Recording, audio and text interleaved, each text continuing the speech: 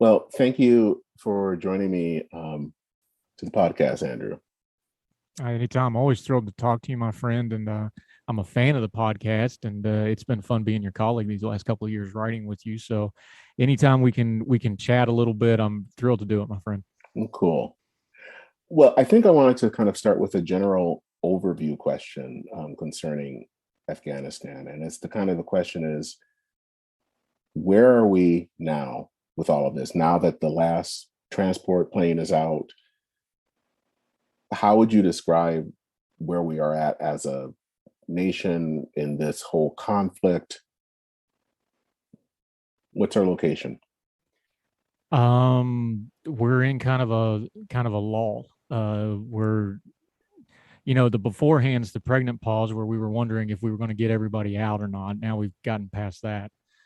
So now we're in the phase where we're probably going to quickly shuffle it back to the back burner, which is where Afghanistan has occupied the American consciousness for the last 16, 17, 18 years until the next thing flares up. I will put my hand. I'm very glad that let's take it this way. I'm glad the evacuation ended with a whole lot of people gone and relatively light casualties. I'm horrified at the Abbey Gate bombing like everybody else, but compared to where we were that first weekend, if you had told most Americans we're going to get out of there with only 13 dead, they would have took that deal. That sounds harsh, but that's the reality because we were thinking it was going to be a lot worse than that. We say that knowing that there are people that are still there that we don't know about. We know there's Americans, Afghanis that have travel papers, things like this that were left behind. So that's going to have to be reckoned with at some point. We also don't know what Afghanistan is going to be. We understand what the Taliban is saying. We know what the Taliban was like 20 years ago, but this is a different Afghanistan. This is mostly the same Taliban, especially their senior leadership. They have to run this country now. Now they don't know how to do that. They admitted as much because they can't even open the airport right now. They've cut deals with Turkey and the United Arab Emirates to try to come in and run the airport for them because they don't know how to do it. So things like that. They have to run an entire country now. Kabul's a city of what, 4 million people. Can they can they do sewer and trash? Can they effectively run a city? We don't know these things. They're also fighting in the northern regions, the old remnants of what we call the Northern Alliance. They still have people that will push back against their rule, fighting against them. They have to consolidate power. So we don't even know what Afghanistan's going to be like yet. So we're really in a lull of kind of dazed at what just happened, taking restock of what just happened, but understanding that whatever's getting ready to happen next is in the gestational stage here, where there's a lot more unknown unknowns than known knowns at the moment. So that's where we are. Is that a better situation than we were 3 weeks ago when Kabul was getting overrun and the Taliban? Probably, tactically at least, strategically. We're going to find out over time. What is it? I mean, there has been a lot of talk about, on the one hand, that we've airlifted a lot of people, and we have. But there's also, I mean, I've heard some news reports, and I know that sometimes this is still early and it's probably not always accurate, but that we left a huge amount of people who had the SIV visas who are still in Afghanistan, and an unknown number of Americans. And yet there seems to be, at least from some people, both politicians and also people in the general public, that are treating this as if it's over. But it seems like when you have that number of people, it doesn't seem like it's over. No, this is it's a matter of perspective. You put 100,000 people in Michigan's football stadium. That's just a typical Saturday in Ann Arbor. You put 100,000 people in an urban airport surrounded by enemy, and you got to get them out of there. Now you got something historic to get done. So let's take this into two parts. When they pulled everybody to the airport that first weekend that Kabul fell, and we saw that mad dash, and then that Monday we started seeing the viral videos of people just running on the runways and people unfortunately falling off the aircraft and all this stuff. It was chaos. About 2 days after that, Tuesday night, Wednesday morning, they got the extra troops in there. They kind of restored some order and got it a little bit more orderly through the rest of the evacuation. So people are saying, who did you get out? So there's two parts to this. The people that were on the airfield, that are loading the planes, they're just getting as many people on aircraft as they possibly can, and that's their job. They're not worried about who they are. Just get them on there, get them out, and let's get it done. Then there's the diplomatic part at the gates and elsewhere of who was getting onto the airfield. And it seems like that's where the breakdown was. People that actually made it to the airport, they got almost all those folks out. The problem was there was people that didn't get through the gates or couldn't get to the airport. And remember, we're just talking about Kabul here. We're not talking about the whole rest of the country that got overran very, very quickly. So that's where the break is. So yes, we did a great job of airlifting the people we could get out at the airport because the United States military, that's a core competency of them. They do it better than anybody in the world. The diplomatic side of that, and where we criticize a lot of the planning, is the people that couldn't get through the gates, couldn't get to the gates, couldn't be identified. We don't even really know a good count on how many people are in the country. The administration's saying it's 100 to 200. I would suspect that's a very optimistic number. I suspect it's much higher. Not. Let me pause here for just a second. It's not all the administration's fault, because the United States does not require people in a foreign country to register with the embassy like most countries do. We just don't. Having said that, we knew that this summer we were going to be getting out of Afghanistan, so they should have had a better plan than they did. Now we got that out of the way. The diplomatic side of who did we get out, why didn't they get out, it's going to take a long time to parse that out.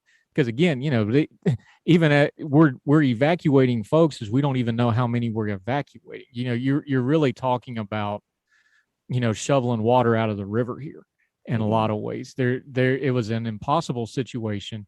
The military end of it, they did absolutely everything they possibly could. We've got the reports now where General Donahue, the 82nd Airborne commander on the ground, actually kept the gates open right up to the last second he could possibly keep them open.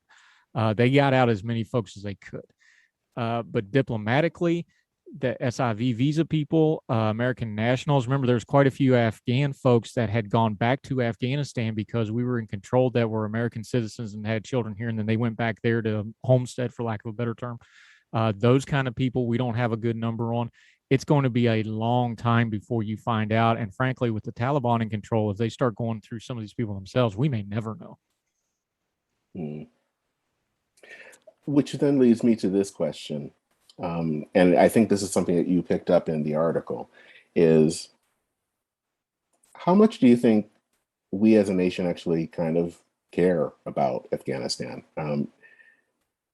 It seems to me that, it's something that, as you've written in that article, over the last 20 years, we've thought about very infrequently. Every so often we might think about it. And I think one of the things that some people think is that once the everything is dying down, and as things are dying down, that we'll put Afghanistan in the back burner again. So all the kind of concerns maybe about the role of women and all that will just be forgotten, and we'll move on. Why do you think that has been the case? Is it just kind of American provincialism, or is it something else? America has always had an isolationist streak to it. Remember, America was very much isolationist until Pearl Harbor drug us into World War II. We've just always had that. We don't like getting involved in foreign affairs, and just, broadly speaking, of course, we have our moments, but America's always had a little bit of that to their just ingrained national character. When you have something like 9/11 happen, which was a Pearl Harbor type event for folks, it changes that equation for them. So then when they're like, the people that did this, the people in this Taliban group and this Al Qaeda group is in Afghanistan, and these Taliban fellas are giving them safe harbor, we're going to go do something about that. That makes sense to people. Okay, objective, goal, let's go get them, fine. Where we lose interest is in what happens after the victory. And people talk about nation building and throw it away, but we have history on this. We still have troops right now today. Remember, we flew these people, a lot of the people we flew out of Afghanistan went to Ramstein, Germany. Yeah. Why do we have a base in Germany? I was stationed in Germany twice. Okay. We still have bases in Japan. And those are very different culture and very different circumstances, but it's just going to show you that, the reason we kept bases in Germany was because, we had the Cold War and we needed to project power and we needed to keep a foothold there. Were we going to do that in Afghanistan? Well, the plan has been on and off over the years is, well, we need to be in Afghanistan to stop worse things happening. Another one part of this too, people keep talking about, well, it's the graveyard of empires and all this. Okay, that's fine, but the other side of that coin is why do empires keep having to deal with Afghanistan? It really is the crossroads between, Southwest Asia, Central Asia, now in our modern times, and we've seen this since, remember, Baradar, who, and I'm probably pronouncing his name wrong, but who's now going to be the head of the Taliban government. He was meeting with the Chinese foreign minister 3 weeks ago in China. He met with the CIA director at least once that we know of, probably twice now that it's been reported. If he's meeting with the CIA director of America and he's meeting with the Chinese foreign minister, there's not going to be a secession of interest in this area. Okay. But America doesn't do geopolitics very well. And we certainly don't do plan ahead geopolitics super, super well. So unless the troops were in the ground or unless there was a big body count, and I hate to put it that way, but that's just the truth of it. That's the only time you ever heard about Afghanistan is if we were surging troops or if we had a big loss, like, the Red Wings loss or Extortion 17 when it went down. Those things pop. Those things get movies made about them. But other than that, they just didn't pay much attention to it at all. And we can prove it because we have the media numbers. The media didn't talk about Afghanistan hardly at all since the Trump deal was put into place until Biden changed the deadline. Then it popped back up again. It's just the facts. I'd love to have a good, clean answer why America just doesn't seem to care about overseas things very much unless it directly affects us. But a lot of it is just it's probably true in France or Germany or pick your country. People just don't want to be bothered with overseas things when they have foreign, domestic problems going on. They don't want to talk about these foreigners, especially when it's violent, especially when it's really hard to understand, especially when it's really, really messy like Afghanistan. And then I would proffer that for the last 10 or so years, when we knew at some point we were going to have to get out and it was going to be bad and it was going to be an ugly ending, you kind of push off the embarrassment of having to deal with it. And I think a lot of the coverage we had this week, and the reason I wrote that kind of in the course of events was, hey, they just want to be done with it. And that's why I went to the imagery of washing your hands. Is like, it's not even a win or loss or an embarrassment or anything like that. People just don't want to hear about it anymore. They just want it to go away. A lot of folks do. And I don't think I'm wrong taking that angle on it, because I think the facts of the last few years and the facts of the last few days and the fact that we're now on the Saturday after finishing it and you don't see a lot of headlines about it anymore. I think that's all been proven out, unfortunately. Of course, when you use the phrase washing of hands, that's a biblical term. It comes Yes, from, Pastor, it is. Yes, with Pontius Pilate. Basically, when he has to make the decision of whether Jesus gets crucified or not, he washes his hands of the matter. It's a way of kind of saying, this is not my responsibility anymore. Is that what's happening here in America? And is that a good or bad thing? I think in the Bible, we tend to think that what Pontius Pilate did was not good. It was a way of kind of cowardly in a way that he didn't take responsibility. Is that what's happening here? Yeah, it's been a while since I taught hermeneutics, but if I remember correctly, Pilate washing his hands is the bookend to Christ washing the disciples' feet. But that's a free sermon starter. You can use that as you will. But no, I will. But that's the point. Is it's a lack of responsibility. It's like, all right, I don't think this is right, but I don't want anything to do. Remember, Pilate himself said, I find no fault with this man, or whatever the verbiage there was, depending on your translation. He didn't really understand it either. He just wanted the crowd to go away and be quiet. I think there was the political decision to leave Afghanistan. There was not a little bit of, I just want the crowd to go away and be quiet. I don't want this thing hanging over my head anymore. We don't want to talk about it anymore. We don't want to deal with it anymore. I think I take the president's word for it, and I believe him because it's consistent with what we know about President Biden. I really think he just did not want any more dead troops on his watch. I believe him when he says that, and it's consistent with his character and what we know about it. I think he was probably horrified by the 13 dead at the Abbey Gate. He did not want dead troops on his watch, and that's a perfectly valid leadership point. Now, how he went about that, I've got some disagreements on, but call it what he wanted to wash his hands of it because he didn't want any more troops on his own conscience, which I don't blame him for. President Bush has talked since he's left office, and President Obama, I haven't seen it directly, but I'm sure if you ask him, it's the same thing. These things weigh on leaders, and regardless of the politics, unless they're just stone cold human beings, which I don't think any of those three men are, those things weigh on you. There's a reason former President Bush spends a lot of time with troops that don't make the news since he's left office. I'm sure it weighs on him. Those 13 people, will be before President Biden's eyes for the rest of his days because he knows, he's been around politics. He knows that was his call. They were there because he put them there. So I'm not going to criticize him for that, but he wanted to be done with it. He didn't want it. The American people as a whole didn't want any more cost. They didn't want any more burden to bear here. So I went with the washing hands analogy, or the imagery, if you will, because that's where I feel like a lot of them are. They just don't want it to be on them anymore. We're a full generation from when we went into Afghanistan now. So to be fair, a lot of Americans feel like, look, this wasn't our decision. We didn't have anything to do with it. You have some of the guys that died at the Abbey Gate were babies when 9/11 happened, when we went into Afghanistan, barely, we were on the verge of people not even being born yet serving in Afghanistan, which is just mind blowing when you think about it.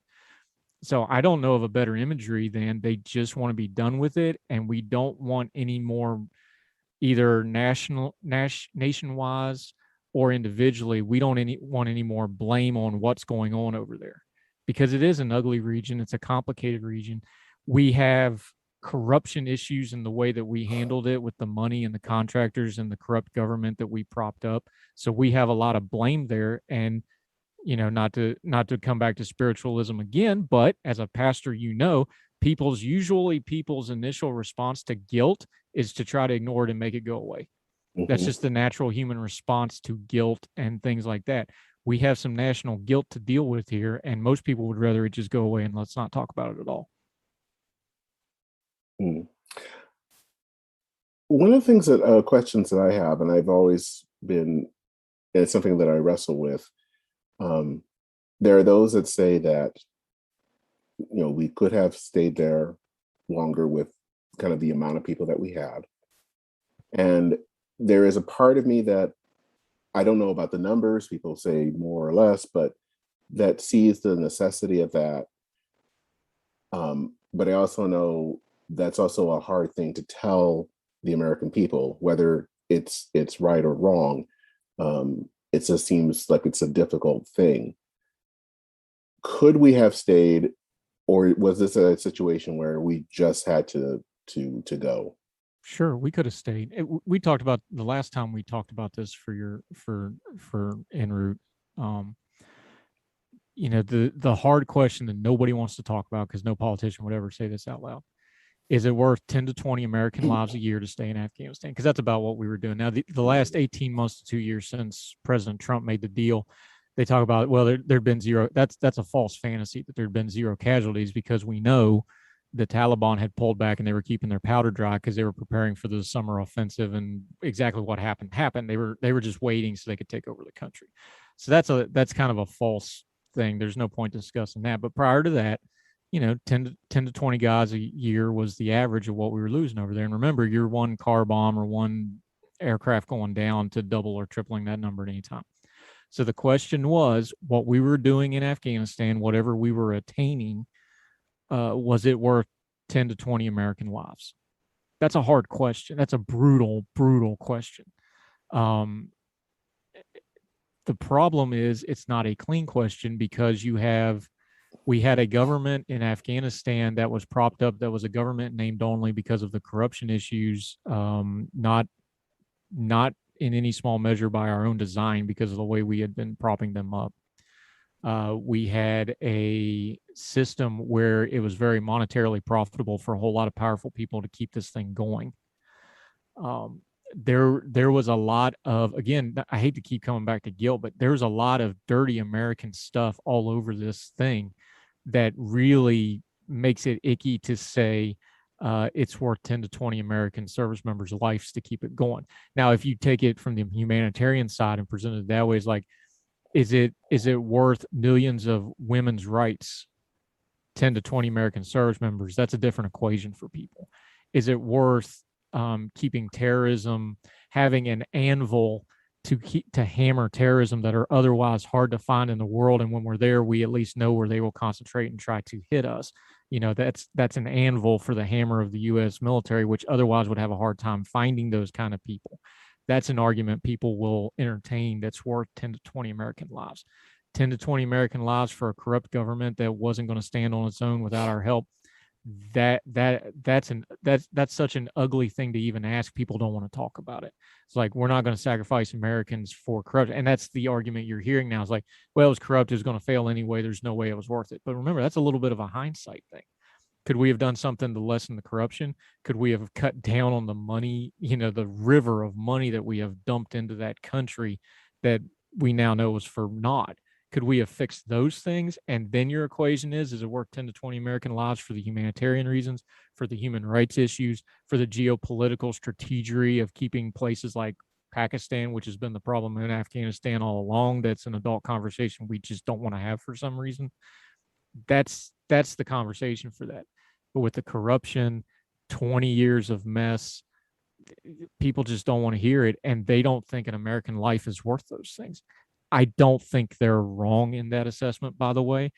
I just know that you're pushing too high up a mountain to try to sell that to the American people when you have that much ugly around what is basically a good question of what about the people of Afghanistan? They're just buried in all the bad things, unfortunately, and they're going to pay the price for it again. What do you think about I guess one of the things that I've been curious about is the role of leadership, all around. And you wrote another article actually about the coronavirus and the vaccines with President Eisenhower. Yeah. And what I found fascinating in that article was Eisenhower really, I think, tried to explain the situation or what was going on. Here's how we're handling this. And it seems to me these days, and I don't want to put this just on Biden, I think it's kind of found throughout leadership, that we don't have people that can sit down and say, here's the deal, this is what's important, this is what we need to do. We don't have that anymore. And so I guess I'm wondering, why is that? Do you agree that there was some problem with leadership all around, political, military, all of it? Yes, because everything rises and falls on leadership. So if stuff's messed up, then the first place you look is the leadership. Like that's just it's so common sense that we have to explain it to people. It's ridiculous. If things are messed up in your home, it's because you got a leadership problem in your home. If things are messed up in your Rotary Club or your school board or your church or your synagogue or whatever organization that involves more than 2 or 3 people, if it ain't working right, it's because there's no leadership to make it work right. This is just how human nature works. So when you're talking about a country of 330 million people that's as diverse as what we have, yeah, everything rises and falls on leadership, because it is not easy to get a pluralistic society of 330 million people in a democratically representative government to do anything. It's hard. The leadership issue, the reason I used Ike is, I don't know that you'd find much more of a revered figure just because of his World War II service and he the way he governed. The reason Ike could talk to people like that is because he was Eisenhower. He built up that reputation. So, and the reason I brought up the vaccine thing is they botched that rollout of the polio vaccine so bad. They actually had accidentally put the live virus in what was supposed to be the vaccine, and they killed people, killed children. So Eisenhower coming out and saying this was a mistake, you had to have an Eisenhower to talk that thing back down. The problem is we don't have anybody with that kind of cachet in modern American politics that can do something like that. Well, I can't think of one. Maybe somebody else can point one out, but I don't think we have one. But the reason we don't have one is not just because there aren't great leaders out there. The reason we don't have one out there is because for the last, I'm 41 years old, so I'll just talk the politics that I know in my lifetime. In the last 40 years of American politics, politics is geared towards don't give me the leader that will give me what I want. We can gussy it up with all kinds of fancy language, but that's what it is I want a leader that will get my side what I want. And sometimes, and you can call me Pollyannish, which people on Twitter do all the time when I get on this rant, but it's just true. You need people that can actually run the government and lead and handle crises. And sometimes the person that can give you your political favorite things is not the right person for that. And we're finding that out in a hurry when we have this crisis with things like COVID. And again, with Afghanistan, where we had 2 Democrat and 2 Republican presidents. So it's as bipartisan as it could possibly be with Afghanistan. You had George W. Bush, Donald Trump are both Republicans, granted, very different kind of Republicans. That's another podcast for another day. You had President Obama and President Biden on the Democratic side. It was a bipartisan failure. But we want leaders that just want to do political leadership and not actually run the government leadership. Now, the argument to that is people will say, oh, well, no one, the government is too big for any one person to make a difference. How did that happen? We didn't get any leaders anywhere along the lines to rein it in or to do anything different. It's all going to come back to we get the leaders we deserve, because the ugly side of deserve, nobody wants to talk about things like guilt. The ugly side of deserve is usually what you deserve is just the things you tolerate. You didn't actively decide it, but you tolerated it until it grew into whatever actually happened. So yes, you still deserve it. We have actively tolerated not having good leadership in our government. We fostered it. We allowed it to continue. So now we got to deal with it because we don't have good leaders. And when you're looking ahead going into an election year, I don't see any really good leaders in the pipeline coming. It's always, let's be honest here. The last couple of elections have all been, the pitch has always been lesser of two evils, right? You could argue that the last 2 presidents we've had, President Trump and President Biden, were elected more to vote against the other person than for themselves. The polling data tells us Trump got elected because Hillary Clinton was not the most popular person in the world. You could argue Joe Biden was elected because a lot of people were just really tired of Donald Trump. I think we're going to do more elections of folks that, against than for. And that speaks to a lack of leadership. If anything else, is if all we're doing is the lesser of two evils, election after election after election, you've got a leadership void. And whose fault is it? It's our fault. That won't sell any clicks. That won't get many t-shirts made up. That's just the facts. If we got bad leaders, it's because we tolerated it, and we tolerated it for a long, long time. And I don't know of a good fix to it in the short term, because, leaders are made. They're not born. They don't fall out of the sky. And I don't see any coming on the horizon. So we've got a mess that at some point the American people is going to have to decide whether they're going to tolerate it anymore or not. And something tells me I think we are going to be tolerating it for quite some time, knowing the people themselves. I'm afraid so, because, I love my country. We are a great country. We do so much good historically. But the trajectory that we're on with our leadership, and our country's so great that we're surviving and thriving despite this mess, which tells you how great the country is, to be honest. But this is one of those things where folks have got to hit rock bottom themselves before they realize how bad it is. And people's quality of life is so good in America. I just don't think they worry about things like, good governance. Because, as long as they got, a pretty decent standard of living, they don't really worry about it too much. That's why the COVID stuff's so messy. It's the first time people's lives have really gotten interrupted on a basic level. We don't have schools. You can't go to the grocery. It shook people up. But what I fear now is, instead of going, hey, this is a great example, this is a great time with the COVID to examine how we do government and who's a good leader and who's not a good leader, and what government regulations are good and what government regulations aren't good, because we just arbitrarily stopped enforcing a bunch of them and the republic didn't fall. So maybe we don't need all that stuff, these sorts of things. Instead of doing that, what are we doing now? Well, we're going to school board meetings and throwing stuff at each other over the same old cultural stuff. So I'm pessimistic that we're learning the lesson of the current crisis at hand. That goes hand in hand to the Afghanistan thing. We didn't learn the lesson for 20 years of the crisis at hand, and this was the payment we just made on it. And we're going to make another payment in the future, I'm afraid. It all goes to that leadership thing. And I hate to just rant and rave and harp on it, but if we don't have good governance and we don't have good leaders, the rest of this stuff just does not matter because it's not going to work. I mean, you can still have a good life and kick it down the road until your life's over, but at some point that bad leadership bill is going to come due, and our kids are going to pay for it, our grandkids are going to pay for it, and because of America's place in the world, the entire world's going to pay for it, whether we like it or not. Kind of related to that with leadership, I'm guessing you did see the video, and I cannot remember the person's name, but it was the British MP that spoke in Parliament, and he said a little bit about American leadership, and that leads me to wonder, about our allies, especially NATO allies. What are they thinking? And did we drop the ball on leadership there, and what are the ramifications of that?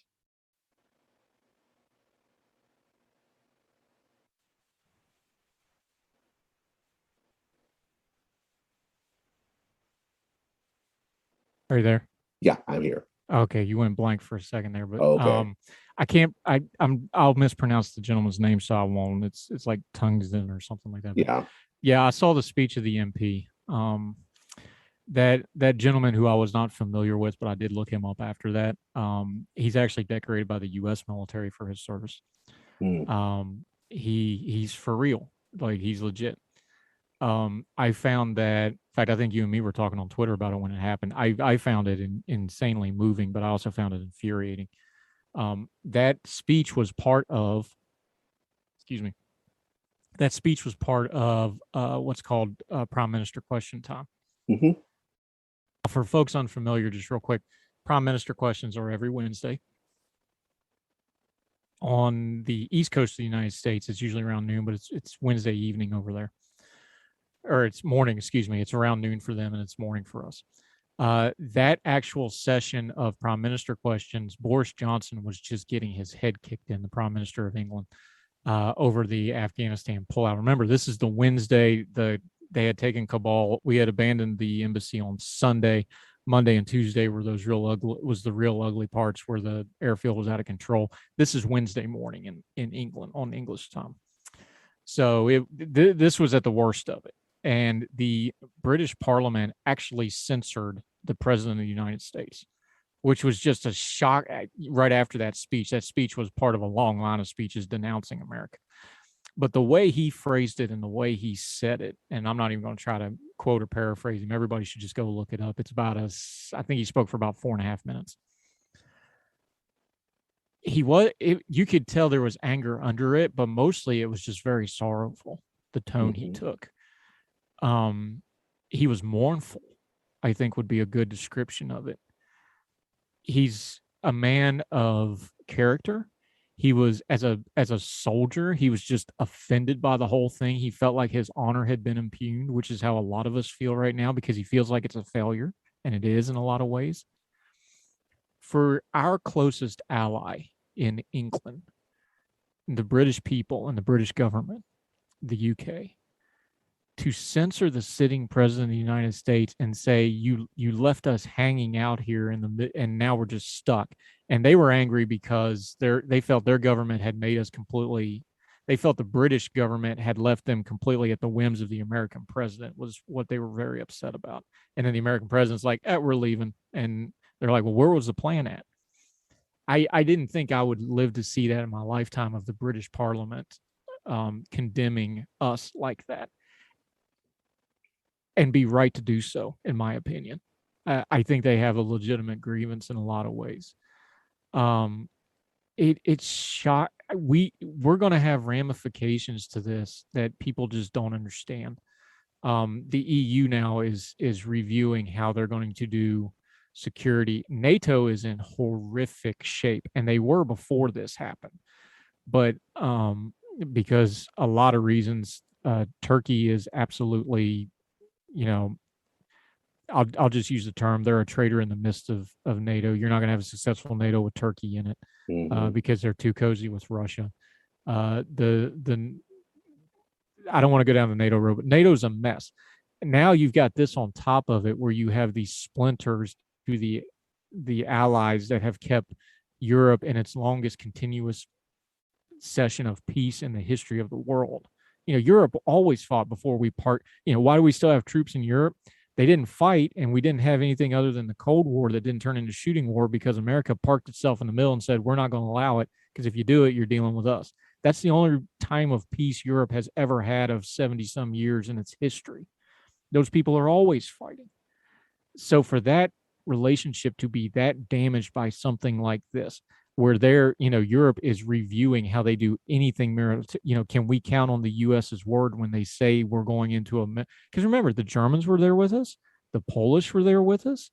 I can rattle off other countries that were in Afghanistan solely because we asked them to be there with us. So for them to go, we don't know if we can do a military operation with America because we're scared they're going to pull out on the last minute and leave our people in a mess, which is what happened. That's catastrophic to the world order. That's catastrophic because the British, they just don't have the projection of power we do. The Germans have very good, the Airbus A400s that everybody saw flying out of Kabul, wonderful airframe. They don't have the logistic capacity like we do. They just don't have it. So if we can't all work together, you have a lessening of projected power from the quote unquote good guys of the world when there's not just combat, humanitarian issues. If we have to go into a humanitarian situation and say, hey, we need aircraft to go do this, and they're like, well, how long are you staying? Do they trust what we say? You just don't understand how wide-ranging damaging those relationships are really bad, especially right now where you have an EU that is looking to assert itself as the counterbalance to America. What did you just tell all those people that kind of keep the EU at arm's length or friendly with them, but like, well, we're still closer to America than we are you, like England is, like the UK is? We're there. I had our friend Ben Harris on my podcast during the 4th of July because we thought it'd be fun 4th of July. Like, let's talk to a Brit for the 4th of July about, and this is one thing he always talked about. He's like, you got to understand, we keep the EU kind of at arm's length because in a lot of ways, we're closer to America's values and we're closer in allyship to values. Something like this changes that dynamic where they're like, well, the EU's right there and we can't trust America as much. Does that dynamic start changing a little bit? And those things have wide-ranging ramifications that we're not going to understand for probably a couple of years, probably until the next major thing, God forbid, terrorist thing, war thing happens where we need our allies. It's going to be in their back of their mind now of like, wait a minute. And let's call it what it is now. This is twice in the last 5-6 years where we've just straight up abandoned people we promised. We did it in Syria, in the Levant when we pulled out. That was under Trump. And we've done it now in Afghanistan with the Afghanistan people. Our word ain't great. We can go back further. You want to talk about what we did to the Iraqis the first time we were there, where we told them to rise up, and then President G.W. Bush said, no, we're not going to come in and support you after all, and they got slaughtered by the thousands. America's word in the world is not great right now, and it hasn't been for quite a few years. And it's something we need to get cognizant about. And again, back to that term leadership, our leadership better get a hold of it quickly, because if our word is not good, a lot of other things like projection of power that depends on our perception of what America is, those things start suffering in a hurry. And we have some really bad actors in the world that would be very, very happy to take advantage of that. Yeah, I think maybe it was listening to David French somewhere that was talking about the fact that the one thing that America has, and I think what, at least in the past, our European allies have always looked to us for, is capacity. We just have a huge amount of planes, and we know how to do logistics. And so that's what they have come to rely on us for. And so they turn around and say, okay, you're going to help us here. And wait, where are you? And, that to me does have ramifications down the road. Yeah. And you saw it because, and the Biden administration rightfully pointed out, like, look how many people we got out in really hard conditions. Well, yeah, because we have amazing capability, and our military folks, I can't get into it, but like I was WhatsApping with somebody that was actually there, because those are my guys that I know, and that's what I did, was air mobility, air transportation. Like I know what it took. that they'll be writing books and papers about that airlift for, this is Berlin airlift kind of stuff. Although that was a cargo movement and this was a people movement, which is a totally different beast. It really was historic. What the military accomplished here was amazing. The analogy I've been using for this, though, is just because the firefighters saved a lot of people out of the house doesn't mean we shouldn't discuss why the house burned down in the first place, or the fact that there was a lot of destruction that they couldn't prevent and couldn't get out in time before the house burned down. Logistically, we have the capability to do that stuff, but it's also limited, and we saw the limits of that when you put them in a really bad situation. And I cannot, I'm glad it ended the way it ended with as light of casualties as we had, although those were horrible. I still can't believe it wasn't worse than what it was. Whatever deals we made with the Taliban, which, by the way, I would really, just to humor me, I would really like the administration to get on the record about what exactly our deals were, because they keep talking about them, but they never say what our end of any of those were. And don't tell me it was for them to get the country. They already had that. So nobody's negotiating the country. They already had that. So, I mean, just humor me. Can we just go on the record and say, no, we're not going to recognize the Taliban, and no, we're not going to give them money, and no, we're not going to do this? I would just really like my government to do that, which they're not going to, but I'd really like them to. The silence on that's getting really, really loud, in my opinion. Anyway, but logistically, that's what we're talking about. Even with the greatest military the world has ever seen, with capabilities that people just can't even get their heads around, you put them in a bad situation, they have limits. And when we can't work with our partners effectively, which is started breaking down there, where the Brits are like, we're getting out on this day, the Germans are like, we're getting out on this day, where you have an airfield that isn't secured, there's limits to what we can do militarily. And those limits, as we found out here, as we found out in Vietnam, as we found out in other places, the limits that affect our military being effective are usually diplomatic and political ones that are put upon them. And when we put them in a bad situation to not succeed, they don't succeed. If we put them in situations to succeed, they'll do the job, they'll succeed. So again, it comes back to that leadership thing we keep harping on. They're not miracle workers. They're not a get out of jail free card to bad policy. And with the military, if you have bad policy, you usually wind up with a body count. And thankfully, this body count was relatively low to what it could have been. It's still tragic. Those 13 lives at the end of this thing is just tragic. But, I think we got very, very fortunate. It wasn't a whole lot worse, because all you needed was one person to get trigger happy for 5 seconds, and that thing explodes like a bomb. Or, I didn't want to talk about this when it happened, but we have videos of planes coming up out of there and shooting flares as they rise. The A400, that's completely a defensive system. The pilots don't control that. That means somebody painted that aircraft for those to go off. So somebody with some kind of a system was painting it, or at least practicing it or watching it. Like those aren't accidental. This was way more dangerous than TV made it look to be. I remember seeing some pictures. I can't remember where, but and I don't know if it was America or one of the allies, but I do remember one of the planes taking off and you could see flares coming out. It was an A400. Yeah. But you don't shoot flares off that low. For example, we had a C-17 had to shoot flares off in Baghdad, right after taking off, basically the same position. It started a brush fire that went for 2 days. Wow. And there's not a lot of brush, but when you put, phosphorus flares off right against the ground, these things happen. And it burned for they don't do that for no reason, because it's dangerous. If they do it, it's for a reason. So this was a lot more dangerous than I think TV allowed it. And people played it down, and we got everybody out.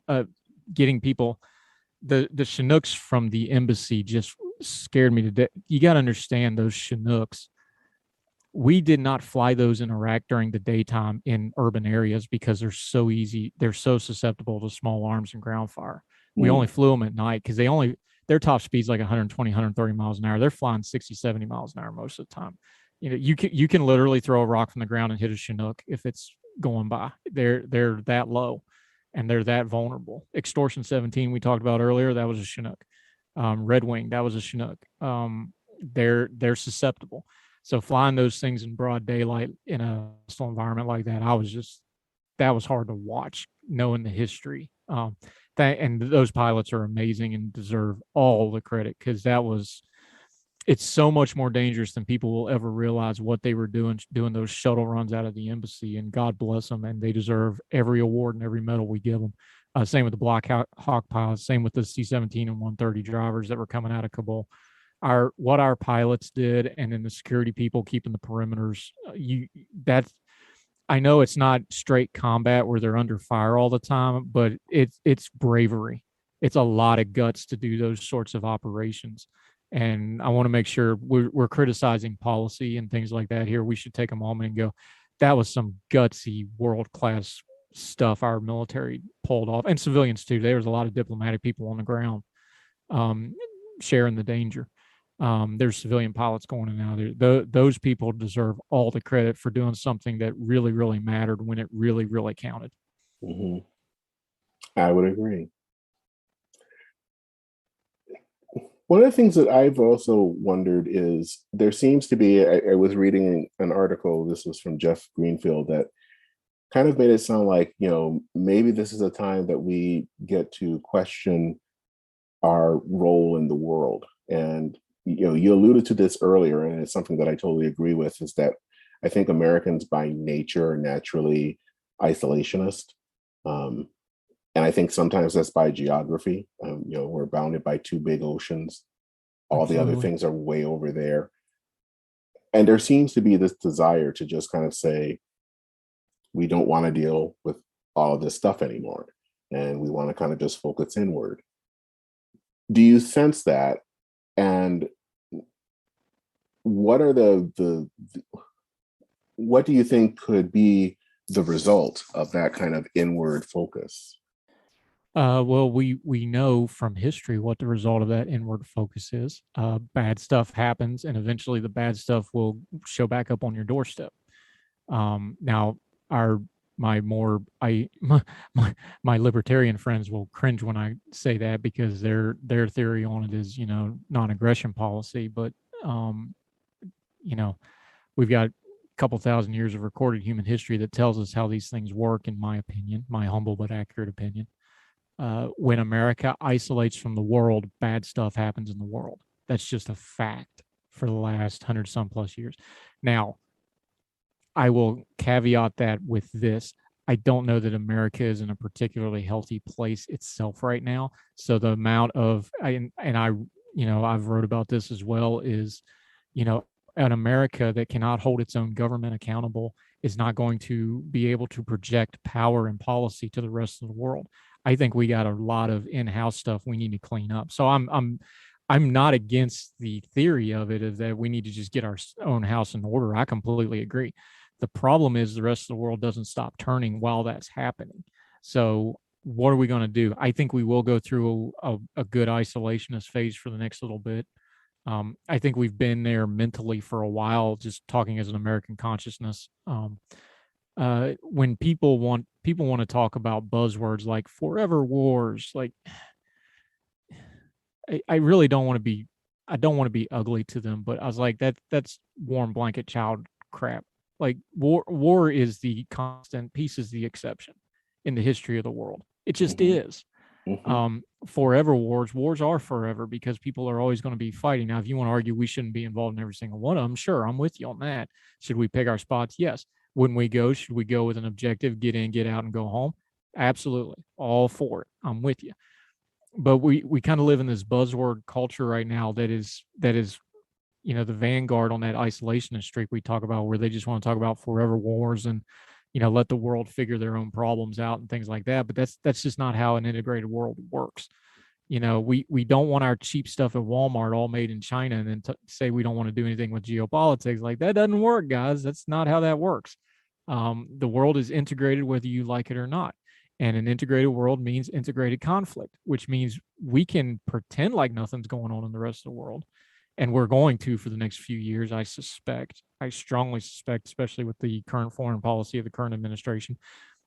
That's not even a dig. That's just what it is. And not that President Trump was great on the foreign policy front either. He made some atrocious decisions, but we're just in an isolation. You could argue President Trump was rather isolationist in a lot of ways. I think we're just going to go through this period like this. Um, how do we How does that shake out? How do we get thrown out of that? Historically, something really bad happens. I pray that's not the case, but that's usually how these things go. And then our attention will get drawn back to the wider world, whether we like it or not. So, as a people, I would say we need to hold our own government accountable. I wrote about it this way. After Vietnam, the reason we have such great military is the military sat down, stripped itself down, and rebuilt itself from the ground up, top to bottom, and remade itself after the lessons of Vietnam. Our government never did that. Our government continued with the same mistakes. We need to have a season where we completely rethink how we do government in America. I don't think we're going to, but we need to. If we were to do that, then we would be better prepared for the next thing. Historically, though, what will happen is something really bad will happen, and then we'll have to adjust on the fly and try to rise to the occasion. I think we'll rise to the occasion because we're America. That's what we do. But it'll be a lot harder than it needed to be and a lot worse than it should have been because we aren't going to be properly prepared for it, like 9/11 happened, like a Pearl Harbor that happened. We're going to get shocked out of it, and then we're going to have to adjust to it. That just seems to be our habit. We don't learn our lessons very well. I wish we did. We're kind of fat, dumb, and happy as a country right now, despite the COVID and the economic things, just generally speaking. Most people just want life to go back to normal, not be bothered by these things. At some point, they're going to get bothered, I fear, catastrophically by world events. And then we're going to start this cycle all over again that started the cycle. 9/11 started a cycle. And we're talking like Afghanistan is going to be the end of the cycle. It's really not. It to the point that it's the end of a cycle. It's really just the start of the next cycle, because that's how these world events do. Because it just the world spins in a circle for a reason. It's going to keep going. It's going to keep coming, and I think the standard of living we have gives Americans the privilege to ignore a lot of the problems of the world, and that's what they're going to do. And I wish they didn't, but that's just, you got to be honest about it. Well, I think the question I had was about counterterrorism. Yeah. I think that there has been some talk about, I think the phrase is over the horizon, kind of use of drones and some other things. But is that really going to work, or can it? Well, let's talk about the phrase first of all. This is a lovely little buzzword that has come into usage recently of over the horizon. What are they talking about? The United States military has an incredible ability with our drone strikes that somebody sitting in Nevada can push a button and kill anybody in the world pretty much. The way that happens, though, is you got to know who to push the button on and where to send the drone. So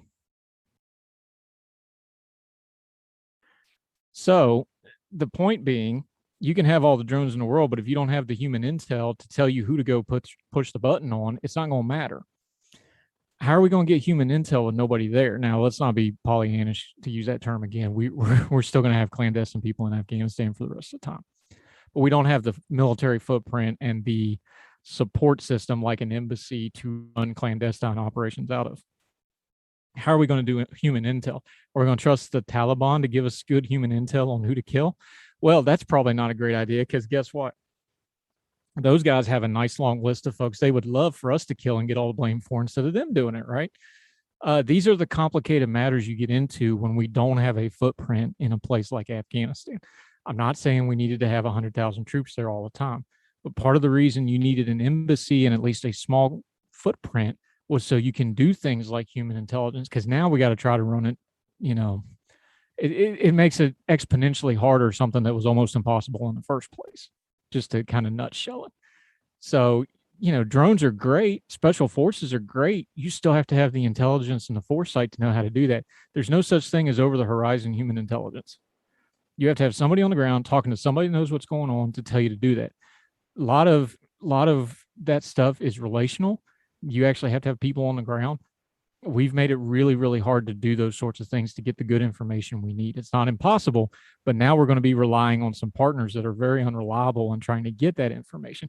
And we already saw what happens when you don't have good information trying to do an airstrike with a drone. We just saw it this week where, unfortunately, it appears reportedly, we had quite a lot of collateral damage and civilian casualties trying to take out a target, which leads you to questions like, well, who gave us that target? Who told us that we needed to hit a target? It could have been a completely legitimate. I'm not getting into conspiracy theories. I'm just, you light off a missile in an urban environment. This is the stuff that happens. So you better have the best intelligence you can get.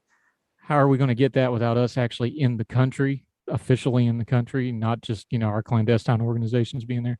It's a lot harder than it was before, and it was almost impossible before as it was. It's very, very politic to say that we're going to handle this with over the horizon drone strikes, because the things that make those possible are going to be much, much harder now. We're still going to be able to do it, but now you're talking about effectiveness as opposed to just making headlines of, hey, we're doing something. Are we actually doing anything that matters? I'm skeptical because remember, we just jerked everybody out of there at the last second too. It's going to take a long time to rebuild the networks. We just evacuated everybody. So how long is it going to take us to rebuild networks of just we don't even know who's in charge. We don't know who the Taliban power structure is. It's going to take years to replace the networks of what you had in Afghanistan before, of at least knowing who the players are, where they are, these sorts of things. When the government says something like over the horizon, we should always have a little bit of skepticism with that and be like, yeah, they're selling us something right now without having a whole lot of substance behind it. So how likely, kind of wrapping things up, is how likely do you think that we will be back in Afghanistan for some reason? I mean, maybe not tomorrow, but somewhere down the line. Well, we have the school of thought of, and I've been reading it everywhere, and I'm sure you've seen it too. There's a school of thought of, well, whatever happens in Afghanistan is now going to stay in Afghanistan. Well, historically, that's never been true, so I doubt it's going to be true this time. I think it's really not true this time because of the situation on the ground. So let's talk about the situation on the ground in Afghanistan as we understand it. The Taliban has taken the country for the first time in 20 years, but this isn't the same Afghanistan that they ruled. There is nearly twice the population of Afghanistan as it was when they were in charge in 1999. The median age of Afghanistan is something like 25. It's a really young country. It's a supremely urban country because of all the security things. People, came to the cities where there was more security. The old tribal systems are very different. The old tribal systems were pretty much collapsed in the last 10, 12 years that the Taliban came out of originally. So they have to figure out how to actually run this country, and are they going to be able to consolidate and maintain power? That's number one. Number two is we're playing this stupid word game of who is Al Qaeda and who is Taliban and who is the Haqqani networks. And folks, if you can figure out which one of those are which, you're better than people for the last 20, 30 years, because people that are there have trouble just figuring out who is who out of that group. So for our elected leaders to stand there and go, oh, well, we know for a fact that the Haqqani network is completely different. No, you don't. You have no clue who's who, and they switch sides often and frequently, and there's a lot of overlap. Be adults. All right. So, yeah, there's a lot of bad people overlapping the quote unquote new and improved Taliban that we're getting sold by the world media, not just American media. The overseas media is being very gentle on the new Taliban for reasons that I don't fully understand. So there's that. Yeah, there's terrorist organizations in Afghanistan right now, and at some point they're going to want to start hitting everybody else. Their immediate attention looks like it's going to be directed at Kashmir, and the reason we know this is because they're telling us this, especially if you look at overseas media right now. They're openly saying, we're going to do something about Kashmir next. Well, now that involves India. India and Pakistan, as we know, they've been fighting since pretty much forever over Kashmir. So and they have nuclear weapons, and Pakistan has nukes, and India has nukes. We have fostered a great relationship with India over especially the last 20 years, but especially during the Modi regime. India is a great ally of ours, but they're also in a tough spot because they still mostly have Russian stuff that they buy militarily. It's kind of a touchy subject, but if the Taliban and the people that we're being told don't exist in Al Qaeda and other terrorist networks want to take a shot at Kashmir, now you got India and Pakistan involved. The other thing about this is, we already mentioned it, the new leader of the Taliban government has already met with the foreign minister for China in China. We have pictures of this. You can Google them right now. He got the treatment where you stand in front of the flags and he got treated as a dignitary. China's going to recognize the Taliban very, very quickly here. The reason they're going to do that is because they've already had some terrorist attacks in Pakistan on their infrastructure projects because Pakistan is that end of the Belt and Road Initiative. They've put something like $60 billion into Pakistan for that end of the Belt and Road Initiative that China needs for their economic future. So they're hoping to buy some goodwill to cut down on the terrorist attacks they're getting in Pakistan. Remember, the whole key to Afghanistan has always been Pakistan, but that's something nobody ever wanted to talk about. These are all regional players that's going to keep showing up in American news feeds because we know we're in an economic competition with China, India, and Pakistan. That thing can light off at any given time. And remember, we're talking about the old Northern Alliance. The fighting is in the north of Afghanistan now. That's Tajikistan, Uzbekistan. Now you're dealing with Russia. And Russia is very much not wanting terrorist elements to come up through Afghanistan into their southern, because they've got their own problems right now, dealing with Ukraine and other things. So you've got a lot of the heavy hitters of the world stage that have basically got themselves tied into Afghanistan for the foreseeable future. Tell me a situation where all of those things we just mentioned just kind of get better on their own over the next 10, 12 years, because I don't see one. But anyway, so the Taliban still got to consolidate the country themselves, which I think they're going to have problems with. I think they're going to have a hard time governing. I think they're going to get a lot of pushback. When they get pushback, what are they going to do? They're going to start just executing people. They might get a full-blown rebellion on their hand. There's a lot of questions there. What are these other countries like China that, Turkey and the UAE has already agreed to recognize the Taliban in exchange for running the airport. The UAE is going to be an interesting partner with us, and Qatar is going to be an interesting partner with us because they actually have relations with the Taliban. Qatar especially because we have the big base in Ayudhid. That's been the go-between. The agreement that President Trump fostered, that was done in Doha in Qatar. So those are people we're going to rely on trying to deal with this, since we don't have a diplomatic presence there now. This is a lot of movement. Just the last 4 or 5 minutes I've been talking, just look at that list. China, India, Pakistan, Russia. With us out of the middle, they're like, oh, they're happy that we're out of the, yeah, they're happy we're out of the way, but now it's their problem. Mm-hmm. So I don't know how much they're really benefiting by us being out of the way, because now they're going to have to deal with it. China thinks they're going to be able to deal with Afghanistan economically. Where the Russians and the Americans failed militarily, they think they're going to succeed economically. And I got news for them. America put a lot of economics into Afghanistan, and it didn't work out. So I'm skeptical that that's going to work out well for our Chinese rivals, but we'll see. Man, just as a student of history, when you look at that list of people that are involved, the graveyard of empires we're talking about, Afghanistan, I don't think that's going to change anytime soon. It's still a crossroads of the world. It's still going to be the hotspot of the world that it's been for hundreds of years. I don't think it's going to change in the future. And just because we're going to pretend like we're not involved now doesn't mean we're not going to get involved at some again, because everybody I just mentioned, America has a great interest in. I don't think we'll invade anytime soon like we did in 2001 and 2002. I think, will we have to do some strikes? Probably. Will we do some of that over the horizon stuff we were talking about? Probably. 5, 10, 20 years from now, something going to happen. We're going to have to get involved. Wouldn't surprise me one bit. What is the old saying from The Godfather? They keep pulling me out, or I keep going out and they keep pulling me back in. They keep pulling me back in, Pacino. Yep. And then he had a diabetic stroke. But it's just amazing to me with this stuff. And you're a little bit older than me, so you tell me. Mm-hmm. The older you get, and being kind of a student of history, history doesn't repeat, but it rhymes. Rhymes. There's some rhyming to this beast. I got shocked. Somebody pointed out, did you know the original Sherlock Holmes? Mm-hmm.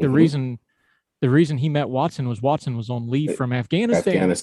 That's in the 1890s. Yeah, I know that. It just blows your mind. Kind of wild. And yeah, because the modern version of Sherlock, of course, takes place in Afghanistan, but that was the tie, was that Watson was in Afghanistan in the 1890s. So yes, it's been around for a while. And I'll throw you this one out at too. And I think it was Kyle Orton, who I follow for foreign policy stuff. He's based out of England. He had it on Twitter, I think last night or this morning. I don't sleep a lot, so these things kind of run together for me. he pointed it out. He goes, hey, he's like, remember the Taliban and Al Qaeda and the Haqqari network and all these terrorist folks. Remember, they're running propaganda too, because you ever hear, he's like, they're already mouthing off about wanting to attack Kashmir. He's like, have you heard them say a thing about the Uyghurs in China? Oh, well, China's got this deal with Pakistan. I wonder why they won't talk about their Muslim brothers in captivity. You know, there's always an angle to all this stuff. And if you follow the money, even with, hardcore radical religious terrorists, follow the money, you usually start getting to the truth. I Mhm. thought that was an excellent point when we talk about things going on down the road. Yeah, they have an ideology, but it ain't just an ideology. They got an agenda as well. So those, they're good luck solving that problem, China. Have fun with that one. I don't know how much they're going to be able to buy off terrorism. They already had a train attack here back in the spring that killed some Chinese contractors in Pakistan, which is why they're kind of trying to be buddy buddy now. This is going to be a hot mess for the rest of our lifetimes, I would assume, probably longer. It's going to be, morbidly fascinating to watch. It's good that we're not going to have our own troops on the ground there, but do I have any confidence that American troops have we seen the last American die in Afghanistan? I would not bet money against it. I would say at some point there's going to be some kind of us involved there again at some point in the future, just because of all those things I mentioned. There's no way the world's going to be able to ever ignore it. No, I agree. I think as much as America wants to tune out the world, um, it's always there, and Yeah. it life is still going on, and at some point it's going to interrupt our lives again. It might not be now, may not even be 10 years from now, but it will No. be at some point. The scary part will be when will the knock of the world come to America and America can't respond to it. That's the really scary one, and we're not there yet, thank God, and I hope we never get there. But what was the old Reagan speech about? If this fails, there's nowhere else to go. If the world can't call on America to help, and I don't mean going to Afghanistan for 20 years and the trillions of dollars and the 2,400 lot. I'm not talking about that stuff. I'm talking about when it really matters and they needed us. If the world doesn't have America there to help, that's a much darker, dangerous world. And I fear that day may be coming if we don't get our own house in order, if we don't get to where we can govern ourselves more effectively, if we can't get our fiscal house in order, if we can't get our, accountability of government, are we going to have investigations into how this Afghanistan pullout happened? Are we going to find out why those decisions were made, why deadlines were moved, what was the Taliban deals, what did we promise them, what were they promised to us? We can go back to, we don't know all the details of the Trump deal yet because we weren't going to know until it was enacted. And then it was changed. I'd still like to know how that all went down, wouldn't you? I think the American people have a right to know those things, but I fear that we're just going to do, back to the washing of hands things. Well, why bring that up? We're done. We're out. That's going to be the argument. Like, well, why are we bringing that up? It's over now. Like, well, because we have a right to know what our government did and didn't do. And I think our government's going to have a lot of incentive to try to keep us from finding those things out. And a lot of people would rather it just go away. And frankly, if this week is anything to show us, it probably will work because we're already back to well worn trenches of cultural warfare and other things, and it didn't even take a full week. Not that those things aren't important, but we only got so much bandwidth, and those folks over there, we feel bad for them, but we really don't have time to think about it. That's the default of the America in the year of our Lord 2021. And that's probably a good place to end it on that happy note. So, but thank you, Andrew. Can we I do a think this is podcast helpful. sometime where we just talk about like bunnies or something? Because you always throw me the hard topics. I am all for talking about bunnies at some point. I'm someone that I've always feel like we need to talk about these issues, but Sure, I'm the same way. the way things are going, and I am like you, I see some bad days ahead. Yeah, yeah, and There, being a father, I got my youngest daughter's birthday's today, actually. oh, okay. So she's 14 and she's the youngest. I got 23 to 14. I got two adults and two teenagers. this stuff really weighs on you. Like, what kind of a country am I? Because before, like when I was in the military, it was just, well, all I got to do is do my duty, and then history will judge us. And it's not like that now, because one, I'm not in the uniform anymore, and two is I have a different perspective on it, and I have children, and I'm like, what have we handed them? Because it's not even what I'm going to give them, because they're there. I got two adults now that vote. And we've handed it to them now. God, the generation that's our age. It is what it is. What did we give them? I think there's some soul searching there that did not get done, and those things, as you get older, and especially doing what we do with commentating and writing and these sort of things, it weighs on me, and it's a burden. But I would love to just go do food writing, but I feel a duty to do this stuff, and part of that duty is you have to wrestle this stuff in your own mind and your own soul to try to put out quality opinions and content about it. Because if we don't take the time to really mull these things over as they're going, I think history is going to judge us really, really harshly. So I think it's important, even if we can't do anything but write about it, I think we need to at least, lodge our dissent, or say, hey, there was people in this time period who said, no, this ain't right, or yes, this was right, even though everybody else was wrong. I think it's important. So as long as I can do it and people want to, listen or read or watch or whatever it is we're doing, I feel a responsibility to keep doing it, even though I'd rather go just talk about food or planes. Or you and me, we could sit and talk theology and church history stuff for hours, and I would love to do that, and I look forward to doing that. But I think we have a responsibility to talk about this stuff, because somebody's got to. And I see dark days ahead, and the good people cannot be silent and cede the space. And you're one of those, my friend, and I appreciate you, and I try to be that myself. Well, I was reading something recently about Churchill, and in the 30s, kind of in the lead up towards World War II, when he was kind of basically saying that there were storm clouds gathering. We've got to get ready, and a lot of people just kind of ignored him. That this is some crazy warmonger. He, of course, he was proven correct, but I guess the thing here is that his words were not shouted into a void, even though at the time it seemed like it. And I think that that's what you're doing. I hope I'm doing. That at least when something happens, people can rely on those words, or go back and maybe hopefully learn and get something right. I think let me phrase it this way. I think there's people always want to talk about, oh, there's this remnant of people. I don't know that it's even a remnant situation. I think it's a situation where there's always a small group of folks that can tell what's going on as it's happening. And I want to work really hard to the best of my ability to discern, to understand the times and discern what's going on in our world right now as it's happening, and not just react to it. Because we have a reactionary society. Social media and the media at large, it's all reactionary. Can we, we can't predict the future, but can we at least do that one more footstep with the light we got of, well, this next step is this, let's do that right.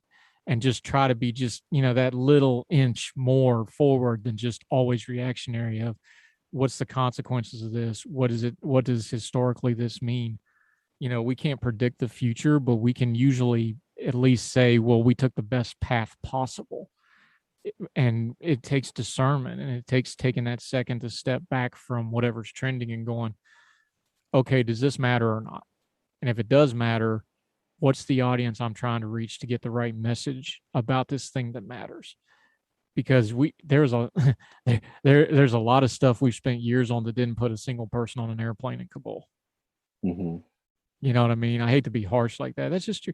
There's a lot of things we debate that isn't putting a roof over anybody in Haiti's head right now, with hundreds of thousands of people. You can pick anywhere in the world. Those are just two on my mind. Does anybody talk about that Haiti had 220,000 people killed a decade ago? Like 220,000 people. Like, some of these things don't look at what's going on in Miramar right now. You can pick anything. The COVID deaths are numb to us. What are we, 700,000 some odd now? Close to it now. It's 700,000 people, and it doesn't register. It's just a number. I think it's important that there's always somebody that's contrarian enough to go, this is a bad time, and we need to just give it at least a glancing notice of, hey, we need to not lose our humanity by just reacting to things all the time, because that reaction is an animalistic quality. Reason is that higher level of human thought. Can we reason about what's going on in real time? And it's hard, and it's ugly, and it's messy, and you have to put yourself out there to do it, because you're going to be wrong a lot of the times. But that's what's got to drive us, because that's how you get the history and the voices in history of people who are trying to make a difference when it happens. They didn't just react to stuff. They were like, hey, I think something bad's happening here. And I think historically this is telling us that this is going to happen next. Or when you see trends, you can go, this trend ends in if we're going to school board meetings and throwing chairs at each other, this is not going to get us better schools. I'm just picking something, so you can take that however you want, but it's been on my heart before the Afghanistan thing. It'll be on my heart next week when we do the 9/11 thing. These things weigh on you heavily. Like, I was on Twitter yesterday. I was like, I don't even know how to deal with the 9/11 thing this year. I don't know how to write about it. I don't know how to talk about it. I don't even know what I'm feeling about it. I think the Afghanistan thing is a really wild filter that has kind of thrown off. I think the Afghanistan thing has thrown off my 9/11 meter this year, because it already brought it all up. But I don't know how to deal with it. I just don't. It's 20 years. It's, that's my whole adult life. I'm 41. It's a generation. Right, that was a lot of ranting about it, but the point of the matter is, can we discern the times we live in and go from there? So anyway, that's enough talk. Sorry. Okay. Well, thank you again, Andrew, for your perspective on this issue. I really do treasure it, because I think it's important, and we'll be talking to you soon. Yeah, I always will have time for you. I appreciate you. I love your podcast and your writing, and any chance I can get to talk to you, I'll do it, my friend. All right. Take care. Thank you, sir.